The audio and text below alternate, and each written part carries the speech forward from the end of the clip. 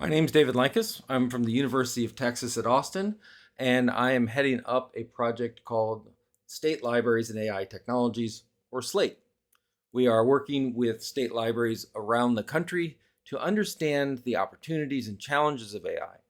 This came out of a conversation with different state librarians and different state library staff, where there's a general acknowledgement that artificial intelligence is important, will have an impact on not only the working of the agencies, but the constituencies of those agencies, and a real need to take a deeper dive. So we've created a common fund to come together and have a conversation. It will be an informed conversation where we're going to add information from hands-on experience, from scholars, from thinkers, etc. This presentation is just meant to give a quick overview of the project and talk about some of its goals, its methods, and its outcomes. The first goal of the project is simply to better equip state library agencies to proactively respond to the opportunities and perils of AI. We know that it's going to change how state libraries and state governments work. Many of the folks that we've reached out to and are participating in the project talk about statewide policy initiatives, task forces, understanding of the area. And we want state libraries to be active in the middle of those conversations and seen as a resource for them. We're also seeking to provide insight around participant-specific ideas and projects for applications. The goal of this conversation is not, and this project is not to come up with just one grand statement and a big briefing book, but rather to work with each individual participating state library agencies to identify their strategic goals, their strategic outcomes, their missions, and then think about how AI can be used or is going to potentially challenge some of those areas. So talking about, for example, how state library agencies can craft training and awareness sessions. How is that the state library going to be providing data, connecting to other sources, or gathering these kinds of things across the library spectrums, their service communities, and across state lines? How can we look at creating public forums for issues related to issues of intellectual property, of diversity, of different factors when we're trying to understand AI and its impact in our states? Talking about building AI business development centers, or is this a place where the state library can work with small businesses, independent businesses, or workers looking to get into the AI industry to prepare and support their work, looking at workforce development? Updating information literacy standards to account for AI. Many of the participating libraries are dealing with how do we teach this and require this among our library colleagues, but also among student preparation, what we're going to teach in primary and secondary education. How is information literacy in a world of generative AI the same, different challenges? And then finally, looking at the idea of how can we have supported cohorts? How can we build a network of different state library agency workers and employees that are working in this area so that we don't feel isolated and alone? We have a goal ultimately to better position state library agencies in this growing effort in workforce development and in their own outreach and support mission. We're tying to policies, we're tying to strategy so that we can make informed decisions on how state libraries, which are uniquely positioned in this time, to have the most positive effect on the citizens of our states. This is a moment where we know at the federal level, while there's some action, there isn't as much action as what's occurring at state library with states, state legislatures working on laws around this issue, on policies, executive orders, and how can state libraries be making sure that those decisions moving forward are well informed, and how can we best position this? We know that state libraries, as we learn, will ultimately balance and affect what's going on in local communities through their local public libraries, academic libraries, school libraries. This is really where we see state library agencies as a fulcrum, an important lever that's going to have an outsized effect on AI in the library field. So how are we going to do this? Well, we're using, this is a working group model through something called CIRCL. CIRCL is the Collaborative Institute for Rural Communities and Librarianship.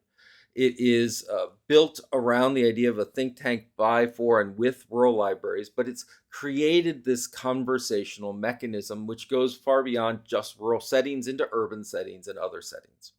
And the goal here is to bring together agencies through surveys, through interviews, experts in not only authentic voices in technology, but also from the creative community, from the policy community, bringing different stakeholders together, looking through the literature, other resources, and policy experts to come together and talk amongst ourselves in an informed way about how we can move forward and what are the areas we should or shouldn't move forward. What are the challenges that we should be aware of?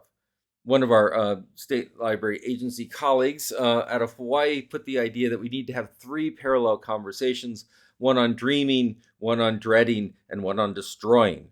The dreaming of what could this allow libraries, state libraries, to do? How can we unleash the voices of our communities? How can we use this to create more jobs? How can we use this to improve functionality? And the dreading, how do we understand the negative consequences of this? What will this do to workforce? What will this do to illustrators? What will this do to our writers? What will this do to people in their daily activities in governance and surveillance in finding information? And destroying is not quite as bad as it sounds, but in essence, how can we play with these tools and see where they break? How can we try to build a chatbot and understand what its limitations are, etc.?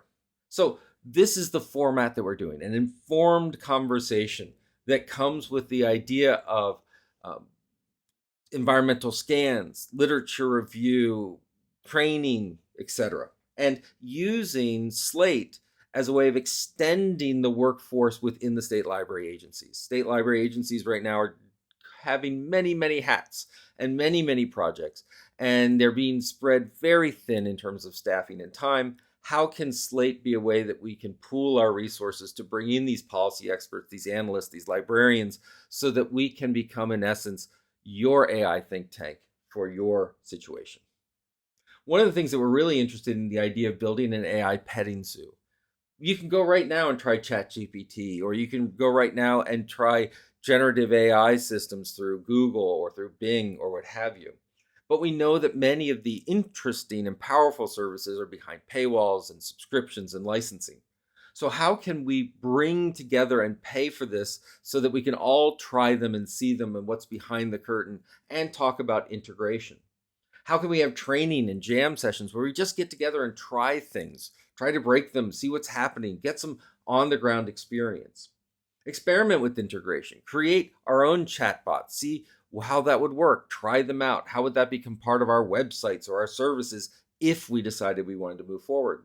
And bring together product demonstrations where we can try different new, everything seems to have AI in it, try them and see them and get the pitches, as it were. And it's important to try them because oftentimes, even looking at things like jam sessions around image generation, we know that AI can do some really amazing things in terms of